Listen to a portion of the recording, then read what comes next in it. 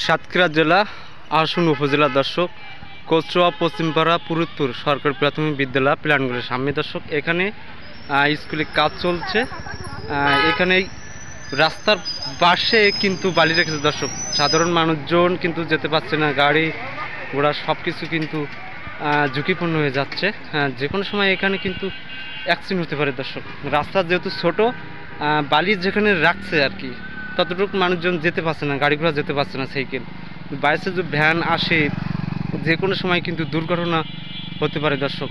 বালি এখানে রাখা আদৌ মনে উচিত হয় না। ঠিকাদারকে উদ্দেশ্যকে বলবো এই বালিগুলো যদি স্কুলের ভিতরে যদি রাখতে সবচেয়ে ভালো হতো। রাস্তার বাড়ি এখানে ঝুঁকিপূর্ণ হয়ে গেছে এবং সাধারণ মানুষজন তো যেতে পারছে না, বালিগুলো ধুলো হচ্ছে।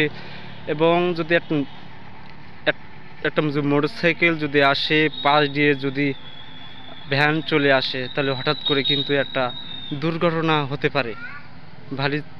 বালির অতিরিক্ত বালির কারণে কিন্তু সাধারণ মানুষজন কিন্তু চলাফেরা করতে পারছে না দর্শক। আমি যাচ্ছি প্রাথমিক সামনে, আমি আপনাদের একটু ঘুরিয়ে দেখাতে চাচ্ছি। রাস্তা দিয়ে বিভিন্ন গাড়ি যানবাহন চলাফেরা করছে, motor cycle, easy bike, van এবং সকল সাইকেল মানুষজন কিন্তু ঝুঁকিপূর্ণ হয়ে যাচ্ছে, ধুলো হয়ে যাচ্ছে। সাধারণ মানুষজন ঝুঁকিপূর্ণ হয়ে যাচ্ছে, সাধারণ মানুষকে কষ্ট হয়ে যাচ্ছে আর কি। আমি ক্যামেরা আপনাদেরকে দেখানোর একটু চেষ্টা করছি, ধুলো হয়ে গেছে আশপাশে আর কি,